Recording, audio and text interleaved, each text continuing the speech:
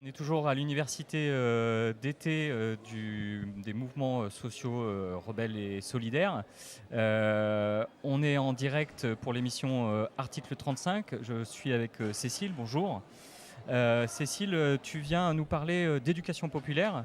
Vous meniez un atelier ce matin sur les enjeux de l'éducation populaire et vous allez en mener 3 autres à la suite. Est-ce que tu peux déjà nous expliquer justement qu'est-ce que vous avez fait ce matin et pourquoi venir poser cette question de l'éducation populaire?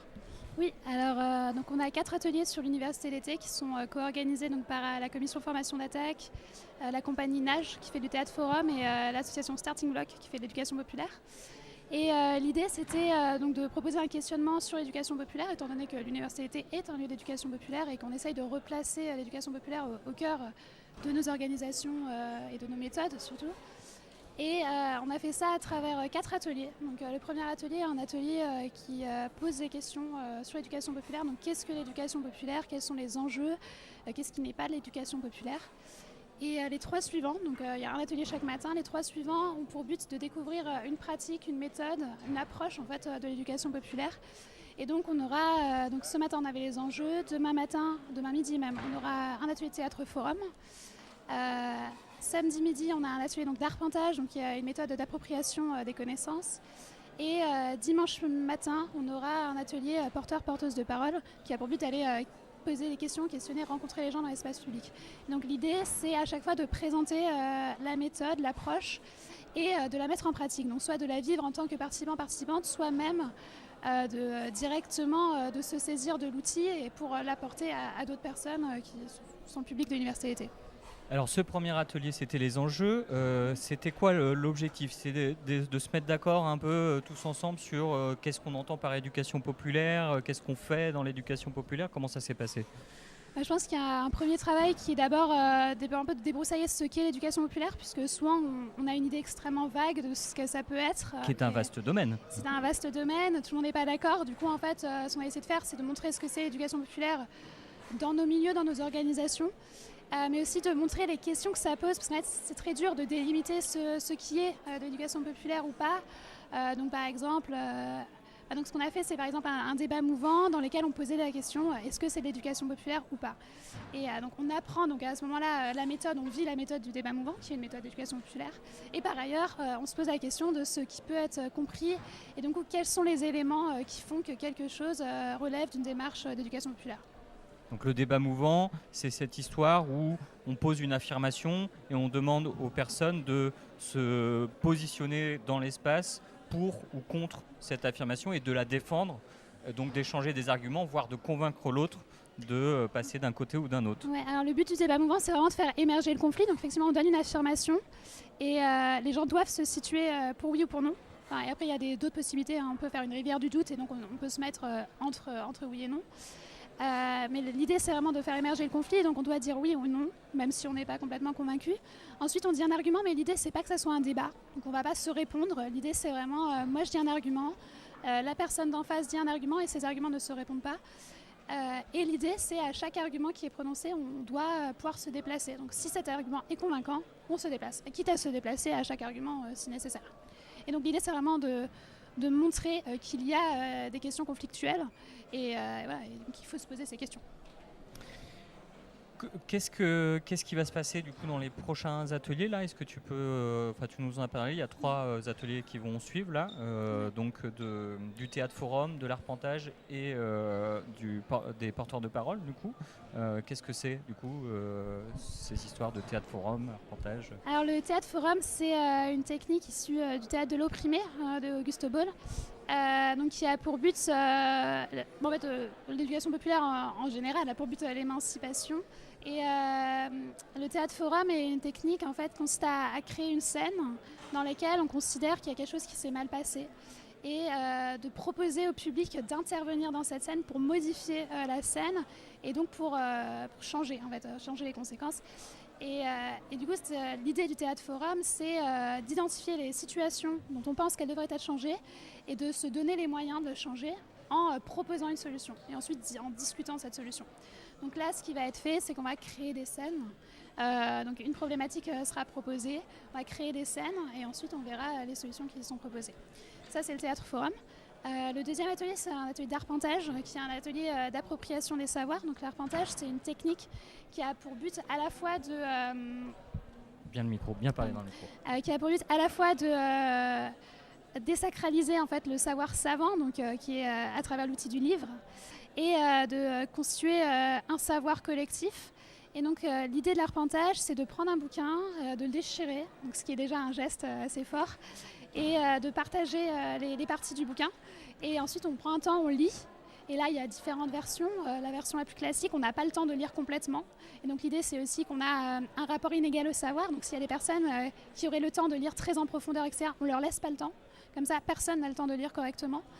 Et ensuite, on fait une synthèse et on voit les enjeux de la lecture, en fait, et en commun. Donc on construit un savoir à partir du livre, mais pas vraiment... le but, c'est pas de restituer le bouquin.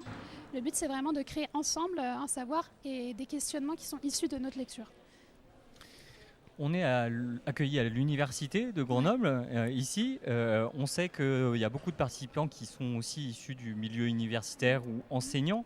Est-ce que c'est important, du coup, l'éducation populaire du coup, c'est une autre façon de voir, du coup, le passage de savoir, l'échange de savoir, le partage de savoir. Est-ce que c'est important de venir ici pendant ces universités, du coup, poser ces questions-là de comment on partage, comment on échange, comment on fait, quoi?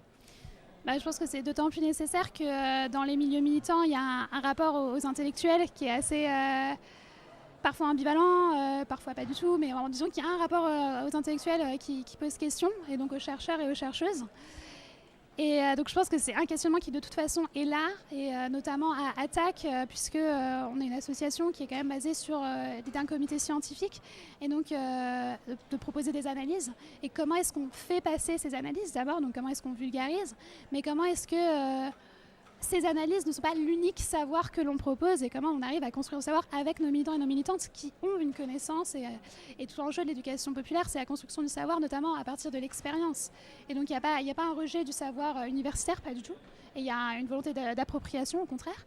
Mais il y a aussi une valorisation des savoirs tirés de l'expérience, et l'idée étant que tout le monde sait, en fait, tout le monde sait quelque chose, et ensemble on peut construire une vraie forme de savoir différente, qui n'est pas un savoir universitaire, mais d'autant plus utile, même peut-être, en tout cas, qui colle peut-être plus à nos besoins encore que le savoir universitaire.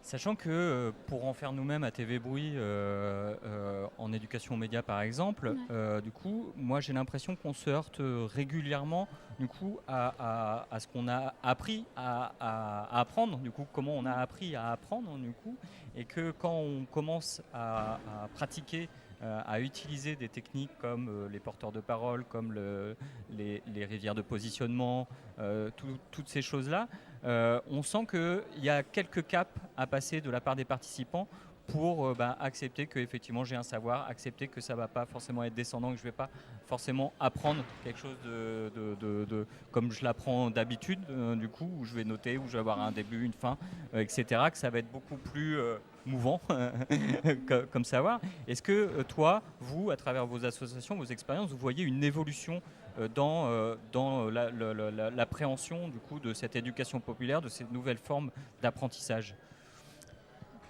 Je pense que les premiers ateliers du coup sont toujours plein d'erreurs forcément, mais de la part des animateurs et des animatrices aussi, parce que c'est pas évident comme positionnement, et c'est vrai que c'est pas évident pour les participants et les participantes de pas attendre tout des animateurs et animatrices, et du coup les deux positions sont plus compliquées parce qu'on n'a pas l'habitude en fait, et que d'une certaine façon c'est plus facile de parler pendant 2 heures d'un sujet qu'on connaît que de se mettre aussi en danger en proposant un truc où en fait c'est pas nous qui avons les réponses, et où ce qu'il faut travailler c'est plutôt les temps de parole, la répartition du temps, le bon fonctionnement, la bonne dynamique de groupe, qui est quelque chose d'extrêmement difficile, hein.